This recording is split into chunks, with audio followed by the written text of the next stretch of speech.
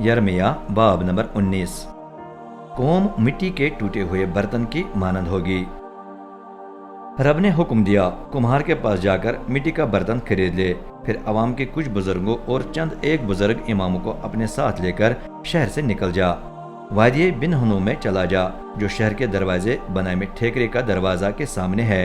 वहाँ वो कलाम सुना जो मैं तुझे सुनाने को कहूँगा, उन्हें बता।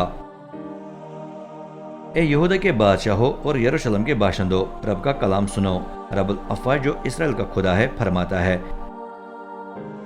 कि मैं इस मुकाम पर ऐसी आफत नाजिल करूंगा कि जिसे भी इसकी खबर मिलेगी उसके कान बजेंगे, क्योंकि उन्होंने मुझे तर्क करके इस मकाम को अजनबी माबूदों के हवाले कर दिए हैं, जिन बुतों से न उनके बाप दादा और न यहूदा के बादशाह के भी वाकिफ थे।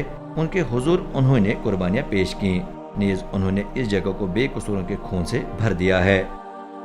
उन्होंने ऊंची जगहों पर बाल देवता के लिए कुर्बानगाहें तामीर की, ताकि अपने बेटों को उन पर जलाकर उसे पेश करें।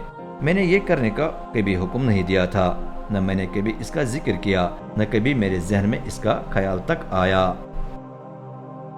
चनाचे खबरदार, रब फरमाता है कि ऐसा वक्त आने वाला है जब ये वादी तोफत या बिन हनूम नहीं कहलाएगी, बल्कि वादी कत्ल-ओ-गारत। इस जगह मैं यहूदा और यरूशलेम के मंसूबे खाक में मिला दूंगा।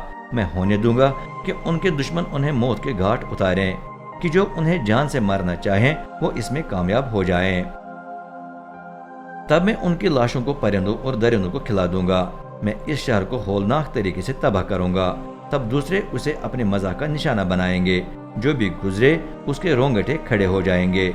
उसकी तबाहशुदा हालत देखकर वो तौबा तौबा कहेगा। जब उनका जानी दुश्मन शहर का मुहासरा करेगा तो इतना सख्त काल पड़ेगा कि बाशिंदे अपने बच्चों और एक दूसरे को खा जाएंगे। फिर साथ वालों की मौजूदगी में मिट्टी के बर्तन को जमीन पर पटक दे।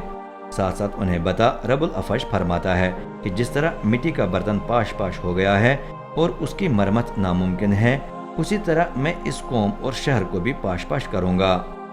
उस वक्त लाशों को तोहफत में दफनाया जाएगा, क्योंकि कहीं और जगह नहीं मिलेगी।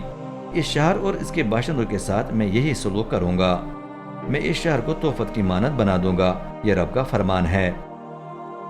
यरूशलेम के घर यहूदा के शाही महलों समेत तोहफत की तरह नापाक हो जाएंगे। हाँ, वो तमाम घर नापाक हो जाएंगे जिनकी छतों पर तमाम आसमानी लश्कर के लिए बखूर जलाया जाता और अजनबी माबूदों को माई की नजरें पेश की जाती थीं। इसके बाद यर्मिया वादिये तोहफत से वापस आया, जहाँ रब ने उसे नबूवत करने के लिए भेजा था। फिर वो रब के घर के सहन में खड़े होकर तमाम लोगों से मुखातिब हुआ। रब्बुल अफ़वाज जो इसराइल का खुदा है फरमाता है कि सुनो, मैं इस शहर और यहूदा के दीगर शहरों पर वो तमाम मुसीबत लाने को हूँ जिसका ऐलान मैंने किया है, क्योंकि तुम अड़ गए हो और मेरी बातें सुनने के लिए तैयार ही नहीं।